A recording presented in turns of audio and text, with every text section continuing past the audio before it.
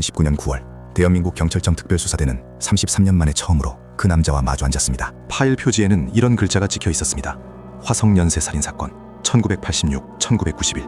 그리고 그 앞에 이춘재가 앉아 있었습니다. 그는 담담했습니다. 장소를 기억했고 수법을 기억했고 피해자가 그날 밤 어떤 옷을 입고 있었는지까지 기억했습니다. 파일을 넘길 때마다 진술은 현장 기록과 정확하게 맞아들어갔습니다. 그런데 9번째 파일, 형사의 손이 멈췄습니다. 이춘재가 진술한 방식과 현장에 남겨진 흔적이 달랐습니다. 매듭을 묶는 방식이 달랐습니다. 그리고 결정적으로 현장에서 채취된 범인의 DNA가 이춘재의 것과 일치하지 않았습니다. 10번째 사건도 마찬가지였습니다. 불일치는 하나가 아니었습니다. 매듭, 족적, 그리고 DNA 세 가지 모두에서 숫자가 어긋났습니다. 경찰은 조용히 결론을 내려야 했습니다. 1990년 11월과 1991년 4월 그 시간 동안 화성에는 이춘재 말고 또 다른 누군가가 있었습니다. 우리가 아직 얼굴도 이름도 모르는. 오늘 우리는 그 발자국을 따라가 보려 합니다. 이춘재 너머에 숨겨진 화성의 두 번째 미제 사건으로. 화성의 두 번째 괴물. 이 이름이 오늘 이 열람실에 적혀 있습니다. 두 번째 괴물의 존재를 추적하기 전에 먼저 이해해야 할 것이 있습니다. 그 시절 화성이 어떤 곳이었는지를. 1986년 9월부터 시작된 화성 연쇄살인. 5해 동안 10명의 여성이 밤길에서 목숨을 잃었습니다. 경찰은 수십만 명을 조사했습니다. 그러나 범인은 잡히지 않았습니다. 이 성이 무너지기 시작한 건 그로부터 그리 오래 걸리지 않았습니다. 1988년 8차 사건이 발생하고 얼마 지나지 않아 경찰은 한 청년을 끌고 왔습니다. 당시 수사팀은 극심한 압박을 받고 있었습니다. 언론도, 여론도, 그리고 위에서도 빨리 잡아라. 22살, 농기구 수리로 생계를 잇던 윤성여 씨. 소아마비로 한쪽 다리가 불편했던 그에게 경찰은 72시간 동안 잠을 재우지 않았습니다. 3일 밤낮의 불법 구금과 가혹행위 끝에 윤성여 씨는 자신이 저지르지도 않은 살인죄를 뒤집어쓰게 됩니다. 법원은 그것을 믿었습니다. 언론도 그것을 믿었습니다. 소아마비 청년이 2m짜리 담장을 뛰어넘어 범행을 저질렀다는 말도 안 되는 시나리오를. 진짜 범인이 밖에서 숨을 쉬고 있을 때 윤석열 씨는 독방에서 20년이라는 청춘을 통째로 잃어버렸습니다. 그리고 공권력의 오만은 여기서 끝이 아니었습니다. 1989년 겨울 화성에서 8살 초등학생 김모양이 하굣길에 실종됩니다. 동네 야산에서 아이의 유골이 발견되었습니다. 양손이 줄넘기로 묶인 채로. 경찰은 그 사실을 파묻기로 결정했습니다. 아이가 살해당했다는 진실을. 유골을 몰래 은닉하고 사건을 단순 가출로 조작했습니다. 가족들은 몰랐습니다. 30년 동안 아이가 죽었다는 사실조차 몰랐습니다. 30년 동안 전단지를 돌리며 살아있을 딸을 찾아다닌 가족들.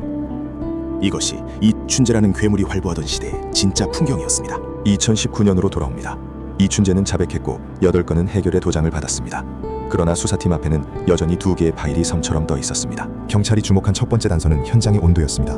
이춘재의 다른 8건 현장에는 공통된 패턴이 있었습니다. 치밀함, 계산, 그리고 특유의 잔혹함. 그런데 9번째와 10번째 현장은 달랐습니다. 매듭 방식이 달랐고 현장 정리 방식이 달랐으며 범행 이후 행동 패턴도 달랐습니다. 베테랑 프로파일러들은 같은 결론을 냈습니다. 이 2건은 이춘재가 아닙니다. 그리고 결정적인 물리 증거가 있었습니다. 9번째 현장에서 채취된 미지의 DNA. 국립과학수사연구원은 이춘재의 DNA와 수십 번 대조했습니다. 결과는 매번 같았습니다. 불일치. 10번째도 마찬가지였습니다. 그렇다면 그 미지의 DNA의 주인은 누구일까요? 경찰은 가능성을 추적했습니다. 혹시 이춘재를 흉내낸 모방범이었을까? 가설 하나, 모방범. 1990년 당시 화성 연쇄살인은 대한민국 전체가 알고 있는 사건이었습니다. 경찰 수사의 실패, 현장 정보가 언론에 흘러나오면서 누군가 그 수법을 따라했을 가능성. 그러나 전문가들은 고개를 저었습니다. 모방범이라면 이춘재의 수법을 흉내내야 합니다. 그런데 9번째, 10번째 현장은 단순히 다른 게 아니라 일관적으로 달랐습니다. 이것은 누군가가 자신만의 방식으로, 자신만의 이유로 움직였다는 의미였습니다. 프로파일러들은 보드 앞에 오래 서 있었습니다. 실이 모이는 중심에 아직 얼굴이 없었습니다. 가설 둘, 화성을 잘 아는 지역 거주자. 두 사건의 현장은 모두 야간에 좁은 골목과 논두렁이 교차하는 지점이었습니다. 현지 지리를 모르면 그 경로로 이동하기 어렵습니다. 수사팀은 두 사건의 범행 시간대, 피해자의 이동 경로, 목격자 진술을 다시 분석했습니다. 그리고 한 가지 공통점을 찾아냈습니다. 두 현장 모두 경찰의 야간 순찰 경로를 비켜가는 지점에 위치해 있었습니다. 경찰의 동선을 꿰고 있었던 건지 아니면 단순한 우연이었는지 지금도 알 수 없습니다. 수사팀이 그릴 수 있는 초상은 여기까지였습니다. 나이대, 지역을 아는 사람, 자신만의 방식. 그러나 얼굴은 여전히 없었습니다.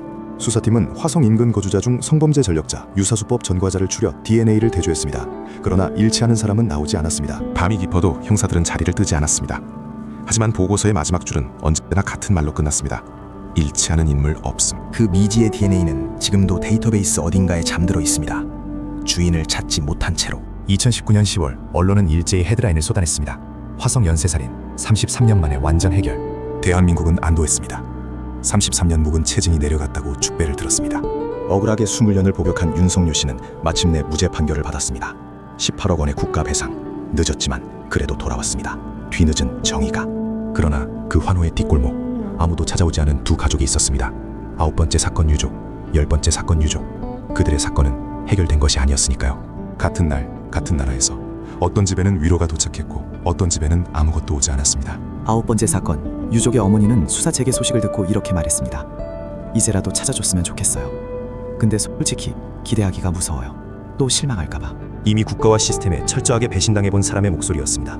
그리고 2021년 모래시계의 마지막 알갱이가 떨어졌습니다. 9번째 사건 발생 31년 공소시효가 만료되었습니다. 이제 기적이 일어나도 소용이 없습니다. 미주의 DNA와 일치하는 남자를 찾아낸다 해도 그를 법정의 피고인석에 세울 수 있는 권한은 대한민국의 그 누구에게도 없습니다. 그 두 번째 괴물은 지금 이 순간에도 어딘가에서 밥을 먹고 잠을 자고 어쩌면 저녁 뉴스를 보고 있을지 모릅니다. 우리와 같은 일상을. 모르는 그가 어떻게 생겼는지 모릅니다. 나이도 직업도 이름도 모릅니다. 다만 한 가지만 압니다. 그는 지금도 어딘가에 있습니다. 그러나 이 사회는 두 개의 미제 사건에 대해서는 너무 빨리 무관심해졌습니다. 이춘재라는 큰 괴물에 가려 두 번째 그림자는 화제가 되지 못했습니다. 정말 기이한 아이러니입니다. 이춘재 사건을 계기로 대한민국은 많은 것을 돌아봤습니다.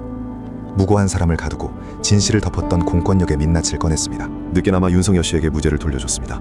억울하게 아이를 잃고 30년을 기다린 가족에게 진실을 알려줬습니다. 이것만으로도 가치 있는 일이었습니다. 이춘재 자백이 세상을 뒤흔들던 어느 날, 한 기자가 9번째 사건 유족 어머니에게 조심스럽게 물었습니다. 어머니, 이제 좀 위로가 되시나요? 어머니는 한참을 창밖을 바라보다가 가만히 대답했습니다. 우리의 사건 범인은 아직 없잖아요. 어머니는 더 이상 아무 말도 하지 않았습니다. 그 침묵이 어떤 말보다 더 많은 것을 담고 있었습니다. 그곳에는 이춘재라는 괴물이 있었습니다. 14명의 목숨을 앗아간. 그러나 안개 속에는 이춘재의 발자국과 나란히 찍혀있는 이름조차 모르는 또 다른 흔적이 있습니다. 그 발자국의 주인을 마주하는 날까지 화성의 이 이야기는 결코 끝난 것이 아닙니다. 9차, 10차, 범인 미상. 이 세 글자가 유족들이 30년 동안 바라봐온 전부였습니다. 우리는 여전히 그의 얼굴을 모릅니다. 이름도 나이도. 다만 그가 존재했다는 사실만이 물음표처럼 남아 있습니다. 오늘 영상이 이 사건을 기억하는 데 조금이라도 보탬이 됐다면 구독과 좋아요가 큰 힘이 됩니다. 다음 열람실에서 다시 만나겠습니다.